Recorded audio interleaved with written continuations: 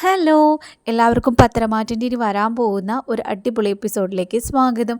അപ്പോൾ ഈ ഒരു എപ്പിസോഡിൽ ജലജ നമ്മുടെ കനകയെ കള്ളിയാക്കാനായിട്ട് ശ്രമിക്കുന്നുണ്ട്. പക്ഷേ നവ്യ അത് കയ്യോടുകൂടി പിടിക്കുന്നുണ്ട്, ജലജയ്ക്ക് ആവശ്യത്തിന് കൊടുക്കുന്നുമുണ്ട്.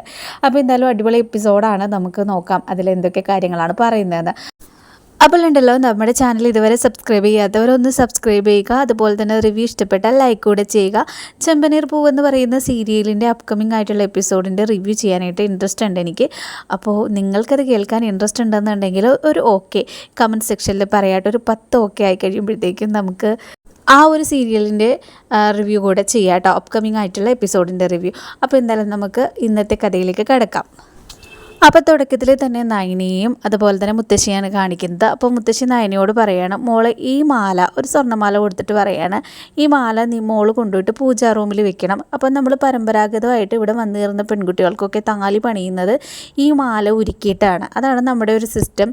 അപ്പോൾ എന്തായാലും നമുക്ക് പൂജയൊക്കെ കഴിഞ്ഞതിന് ശേഷം ഇത് സ്വർണ്ണപ്പണിക്കാരൻ്റെ കയ്യിൽ കൊണ്ടുപോയി കൊടുത്തിട്ട് അയാളെ കൊണ്ട് പണിയിക്കാമെന്ന് പറയാണ് കേട്ടോ.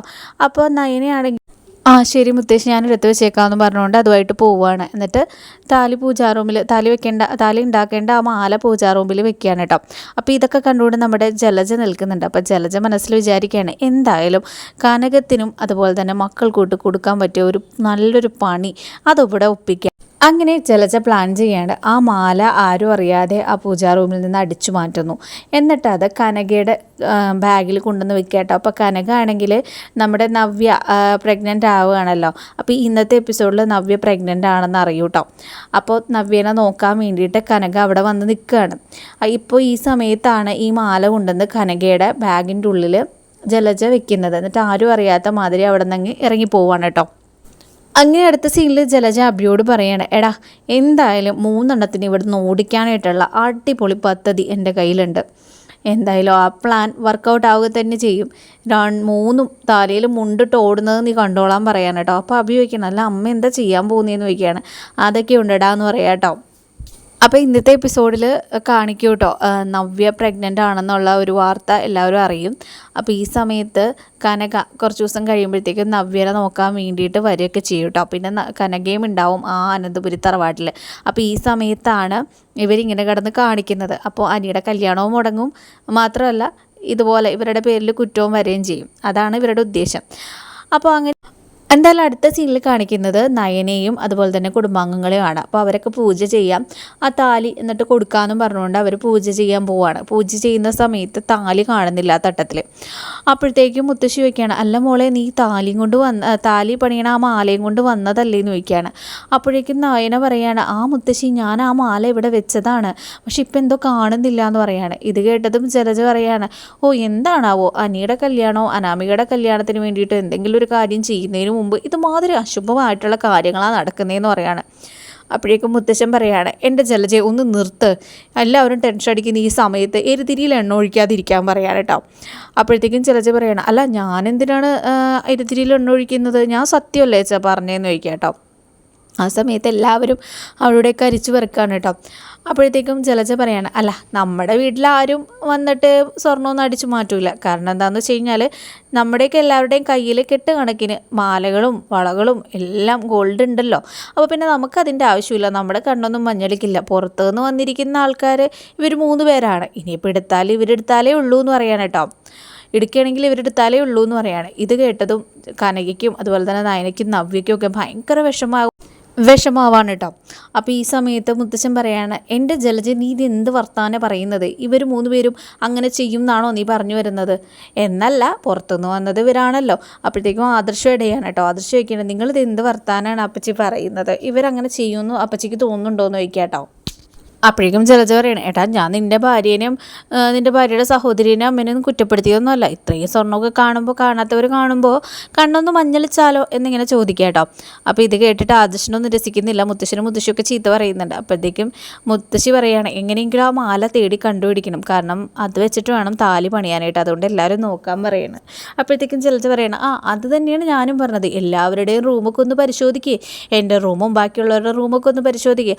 അപ്പോഴത്തേക്കും മുത്തശ്ശൻ പറയുകയാണ്, പറയണേ അതൊന്നും ശരിയാവില്ല എന്ന് പറയണം. അങ്ങനെയല്ല അച്ഛാ, എന്ത് കുന്തം പോയ കുടത്തിലും തപ്പണമെന്നാണല്ലോ ചൊല്ല്. അപ്പോൾ എന്തായാലും വാ നമുക്ക് റൂമൊക്കെ പരിശോധിക്കാം, ആദ്യം എൻ്റെ റൂം തന്നെ പരിശോധിക്കുന്നു പറഞ്ഞുകൊണ്ട് എല്ലാവരെയും കൂട്ടി അവരുടെ റൂമിലേക്ക് പോവുകയാണ്. അങ്ങനെ അവരുടെ റൂമിൽ നോക്കിയിട്ടൊന്നും സാധനമില്ല. എൻ്റെ റൂമിലില്ലല്ലോ സാധനം. ഇനി ഇതേ കനകയുടെ ബാഗൊക്കെ ഇരിക്കുന്നുണ്ട്, അതൊന്ന് പരിശോധിച്ച് നോക്ക്, ഇവളുടെ ബാഗിലുണ്ടോ ഇല്ലയോ എന്നുള്ളത് അറിയാമെന്ന് പറയാം കേട്ടോ. അപ്പോൾ അതൊക്കെ മോശമാണെന്ന് മുത്തശ്ശൻ പറയുകയാണ്. അപ്പോഴത്തേക്കും കനക പറയുകയാണ് അങ്ങനെയൊന്നുമില്ല, എന്തായാലും എൻ്റെ മക്കളുടെ മേലെ ഇവർക്ക് സംശയം ഉണ്ടെന്ന് ഇവർ പറഞ്ഞു കഴിഞ്ഞുവല്ലോ, അപ്പോൾ ആ ഒരു ഇത് തെളിയിക്കേണ്ടത് ഞങ്ങളല്ല എന്നുള്ളത് തെളിയിക്കേണ്ടത് ഞങ്ങളുടെ കടമയാണ്, അതുകൊണ്ട് എൻ്റെ ബാഗും പരിശോധിക്കണം, എനിക്കതിന് കുഴപ്പമൊന്നുമില്ല എന്ന് പറയണം. അപ്പോഴേക്കും അനി പരിശോധിക്കാൻ പറയണം. അപ്പോൾ അനിയോട് പറയുകയാണ് കനകം, എന്തായാലും നീ പരിശോധിച്ചോ മോനെ, എനിക്കിതിനോട് ഒരു വെറുപ്പും തോന്നില്ല, ഇതിപ്പോൾ എൻ്റെയും കൂടെ ഒരു ഇഷ്യൂ ആയിട്ട് മാറിയിരിക്കുകയാണ്, എന്തായാലും ഇതൊന്ന് പരിശോധിക്കാൻ പറയാൻ കേട്ടോ. അപ്പോൾ അനി പരിശോധിക്കുമ്പോൾ കുടഞ്ഞൊന്നും ഇട്ടിട്ട് അതിൽ ഇതൊന്നുമില്ല, മാലയൊന്നുമില്ല കേട്ടോ. അപ്പോൾ ഇതും നമ്മുടെ ജലജ അങ്ങ് ഞെട്ടുകയാണ് കേട്ടോ. കാരണം പാല വെച്ചത് ഇത് ഏത് വഴിക്ക് പോയി എന്നിങ്ങനെ ജലജ ചിന്തിക്കുകയാണ്. അങ്ങനെ എല്ലാവരും പിരിഞ്ഞു പോവാണ് കേട്ടോ. അപ്പോൾ ജലജയാണെങ്കിൽ തിരിച്ചു വന്നിട്ട് ഈ മാല ഇങ്ങനെ തപ്പിക്കൊണ്ടിരിക്കുക. അപ്പോഴത്തേക്കും നവ്യ വന്നിട്ട് ചോദിക്കുകയാണ്, അല്ല വെച്ച സാധനം വെച്ചെടുത്ത് കാണുന്നില്ല അമ്മയെന്ന് ചോദിക്കുക കേട്ടോ. ഇത് കേട്ടതും ജലജ അങ്ങ് ഞെട്ടുകയാണ് കേട്ടോ. അപ്പോഴേക്കും ജലജ ചോദിക്കുകയാണ്, എന്ത് വെച്ചെടുത്ത്? അപ്പോഴത്തേക്കും നവ്യ പറയുകയാണ്, അല്ല എൻ്റെ അമ്മയുടെ ബാഗിൽ എൻ്റെ അമ്മയെ കളിയാക്കാൻ വേണ്ടിയിട്ട് നിങ്ങൾ മാല കൊണ്ടുപോയി വെച്ചിരുന്നല്ലോ, അതവിടെ കാണുന്നില്ലല്ലേ എന്ന് ചോദിക്കുകയാണ്. ഞാൻ കണ്ടായിരുന്നു, പൂജാമുറിയിൽ ആരും കാണാതെ ഒളിച്ചും പാത്തും കയറിയതും അവിടെ നിന്ന് മാല എടുത്തുകൊണ്ട് വന്നിട്ട് എൻ്റെ അമ്മയുടെ ബാഗിൽ വെച്ചതൊക്കെ ഞാൻ കണ്ടായിരുന്നു എന്ന് പറയാട്ടോ. ആ മാല എടുത്തു മാറ്റിയത് വേറെ ആരുമല്ല ഞാനാണെന്ന് പറയാട്ടോ. അപ്പോഴേക്കും നവ്യ പറയാണ്, നിങ്ങളായിട്ട് പറയണമെങ്കിൽ എല്ലാവരോടും ചെന്ന് പറയും, അല്ലെങ്കിൽ എൻ്റെ കയ്യിൽ തെളിവുണ്ട്, ഞാനതൊക്കെ വീഡിയോ പിടിച്ചു വെച്ചിട്ടുണ്ട്, അത് ഞാൻ എല്ലാവരെയും കാണിക്കട്ടെ എന്ന് ചോദിക്കുകയാണ്. അപ്പോഴേക്കും അവർ സമ്മതിക്കുക കേട്ടോ, തെറ്റ് പറ്റിപ്പോയി എന്നിങ്ങനെ സമ്മതിക്കുകയാണ് കേട്ടോ. അപ്പോൾ ഈ സമയത്ത് തന്നെ നവ്യ കയ്യിലിരുന്ന മാല കാണിക്കുകയാണ്, എൻ്റെ കയ്യിലുണ്ടെന്ന് പറയാൻ കേട്ടോ. അങ്ങനെ നയനെ അവിടെ നിൽക്കുന്നുണ്ട്. നയന പറയണേ, എന്തൊരു വൃത്തികെട്ട സ്വഭാവം നിങ്ങളുടേത്, നിങ്ങളെന്താ പേരും കള്ളിയാണെന്ന് പറയാണ്. അപ്പോൾ ഇടീന്ന് പറഞ്ഞുകൊണ്ട് നയനെ തല്ലാനായിട്ട് ഈ ജലജ കയ്യും കാണും കേട്ടോ. അപ്പം നയന കയ്യുമ്മ കയറി പിടിച്ചിട്ട് പറയണം, അതേ എൻ്റെ ദേഹത്ത് തൊടാനായിട്ടുള്ള അധികാരമൊന്നും നിങ്ങൾക്കില്ല, എൻ്റെ ദേഹത്ത് തൊട്ട് കഴിഞ്ഞാൽ നിങ്ങൾ ഈ കാണുന്നത് പോലെ ആയിരിക്കില്ല എന്ന് പറയാം കേട്ടോ. അപ്പോഴേക്കും നവ്യ പറയാണ്, ദേ അധികം കിടന്ന് സാഹസികമൊന്നും കാണിക്കുകയൊന്നും വേണ്ട, ഈ കാര്യങ്ങൾ ഞാൻ താഴെ കാണിച്ചു കൊടുക്കുമെന്ന് പറയുമ്പോഴത്തേക്കും അയ്യോ ഇല്ല എന്ന് പറയാണ്. മോളെ ആ മാല ഇങ്ങ് താന്ന് പറയാണ് കേട്ടോ. അങ്ങനെ നവ്യ മാല അങ്ങ് കൊടുക്കുകയാണ്. എന്നിട്ട് പറയാണ്, ആരും അറിയാണ്ട് ആ തട്ടത്തിൽ തന്നെ കൊണ്ടുപോയി വെക്കാൻ പറയാൻ കേട്ടോ. അങ്ങനെ ജലജ ആരും അറിയാതെ പിന്നെയും മാല അവിടെ കൊണ്ടുവെക്കുകയാണ്. അപ്പോൾ അവിടെ അടുത്തൊക്കെ തന്നെ എല്ലാവരും തിരഞ്ഞുകൊണ്ടിരിക്കുന്നുണ്ട്. ആ സമയത്ത് ജലജ പറയണം, അയ്യോ മാല ഇവിടെ തന്നെയുണ്ട്, നമ്മളുടെയൊക്കെ കണ്ണിൻ്റെ പ്രശ്നം വരുന്നത്, നമ്മളിതൊന്നും കണ്ടില്ല. അപ്പോൾ എല്ലാവരും ഇങ്ങനെ ചിന്തിക്കുകയാണ്, നമ്മളിവിടെയൊക്കെ നന്നായിട്ട് നോക്കിയതാണല്ലോ, ചിലപ്പോൾ നമ്മൾ കണ്ടതിൻ്റെ പ്രശ്നമായിരിക്കും, ശ്രദ്ധിക്കാതെ ആയിരിക്കും എന്നൊക്കെ പറഞ്ഞുകൊണ്ട് അവിടെ കിടന്നുകൊണ്ട് തത്തിത്താളുകയാണ്. അപ്പോൾ എന്തായാലും മാല കിട്ടി, മുത്തശ്ശിക്കൊക്കെ സമാധാനമായി, ഇത്രയും നേരം എന്തോരം തീയതി നിന്നതാ എന്നൊക്കെ ഇങ്ങനെ പറയാം കേട്ടോ. അപ്പോൾ അവിടെ തന്നെ നമ്മുടെ നവ്യയും നയനയൊക്കെ നിൽക്കുന്നുണ്ട്. അപ്പോഴത്തേക്കും മുത്തശ്ശി പറയാണ്, അല്ല നീ എന്ത് ചീപ്പ് പരിപാടിയാടി കാണിച്ചത്, നീ പറഞ്ഞിട്ടല്ലേ കനകയുടെ ബാഗൊക്കെ നമ്മൾ ചെക്ക് ചെയ്തത്, അത് വളരെ മോശമായിട്ടുള്ള കാര്യമായിപ്പോയി എന്ന് പറയണം. അപ്പോഴത്തേക്കും ജലജ പറയണം, അത് പിന്നെ കുന്തം പോയ കുടത്തിലും തപ്പണമല്ലോ അമ്മേ, അതുകൊണ്ട് എല്ലാ റൂമിലും എല്ലാവരുടെയും ചെക്ക് ചെയ്യാമെന്ന് വിചാരിച്ചതാണ്, എന്തായാലും സാധനം കിട്ടിയല്ലോ എന്ന് പറയാൻ കേട്ടോ. അപ്പോൾ ഇതൊക്കെ കണ്ടിട്ട് അവർക്ക് നവ്യയ്ക്കും നയനയ്ക്കും ചിരി വരികയാണ്. അടുത്ത സീനിൽ കാണിക്കുന്നത് കനകയാണ്. കനക പറയാണ്, എന്നാലും അവരെന്നെ അങ്ങനെ ചിന്തിച്ചല്ലോ, അവരെന്നോട് അങ്ങനെയൊക്കെ പറഞ്ഞല്ലോ എന്ന് പറയാണ്. അപ്പോഴത്തേക്കും നവ്യ കനകയോട് പറയണം, എൻ്റെ അമ്മേ അവരിതല്ല ഇതിൻ്റെ അപ്പുറവും കാണിക്കും, അവർ തന്നെ ഇത് മാറ്റി വെച്ച്, ഞാനത് കണ്ടിരുന്നു, അവർ കൊണ്ടുപോകുന്നതും അമ്മയുടെ ബാഗിൽ വയ്ക്കുന്നതും, അതുകൊണ്ട് തന്നെ ഞാനത് മാറ്റിയതാന്ന് പറയാൻ കേട്ടോ. എന്തായാലും ഞാൻ കണ്ടത് നന്നായി. അപ്പോഴത്തേക്കും നയന പറയണം, അത് തന്നെ ചേച്ചി കണ്ടത് നന്നായി അമ്മേ, അമ്മ ഒന്ന് കെയർഫുള്ളായിട്ടിരിക്കണം, അവരെന്ത് തറപ്പരിപാടിയും കാണിക്കാനായിട്ട് ഒരു മടിയില്ലാത്തവരാണ്, കാരണം അവർക്ക് ആനന്ദപുരം തറവാട്ടിലെ ആരുടെയും ഗുണം കിട്ടിയിട്ടില്ല, കാരണം അവരിവിടെ ഉള്ളവരല്ല, അവരെ ദത്തെടുത്ത് വളർത്തിയതാണ്, അപ്പോൾ അതുകൊണ്ടാണ് അങ്ങനെയൊക്കെയാന്ന് പറയാം കേട്ടോ. ശരിക്കും പറഞ്ഞു കഴിഞ്ഞാൽ ഈ ജലജേനെ മുത്തശ്ശനും മുത്തശ്ശിയും ദത്തെടുത്ത് വളർത്തുന്നതാട്ടോ, ശരിക്കും അവരുടെ സ്വന്തം മകളല്ല ഈ ജലജ. അപ്പോൾ അങ്ങനെയൊക്കെ പറയുകയാണ്. അപ്പോൾ എന്തായാലും കനകയുമ്പോൾ ചോദിക്കുകയാണ്, അങ്ങനെയാണോ കാര്യങ്ങൾ, എങ്കിൽ ഇനി അവൾക്കിട്ട് നല്ലൊരു പണി ഞാൻ തിരിച്ചു കൊടുക്കുന്നുണ്ട് എന്നുള്ള രീതിയിൽ കനകയും നിൽക്കുകയാണ്. അപ്പോഴേക്കും കനക പറയാണ്, മക്കളെ ദൈവം നമ്മുടെ കൂടെയുണ്ട്, നമ്മൾ തെറ്റ് ചെയ്തിട്ടില്ലെങ്കിൽ നമ്മൾ പേടിക്കേണ്ട ഒരു കാര്യമില്ല, ധൈര്യമായിട്ടിരിക്കും എന്ന് പറയാൻ കേട്ടോ. അങ്ങനെ ആ ഒരു എപ്പിസോഡ് തീരുകയാണ് കേട്ടോ.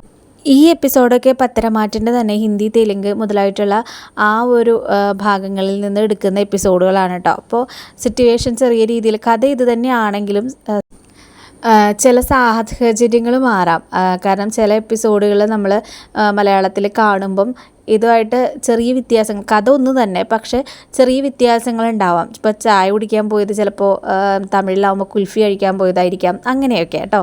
കഥ ഒരുപോലെയൊക്കെ തന്നെയാണ് കേട്ടോ. അതുകൊണ്ട് തന്നെ അങ്ങനെയുള്ള ചെറിയ മാറ്റങ്ങളൊക്കെ എപ്പിസോഡിൽ പറയുമ്പോൾ വരുന്നുണ്ടെന്നുണ്ടെങ്കിൽ അതുകൊണ്ടാണ് കേട്ടോ.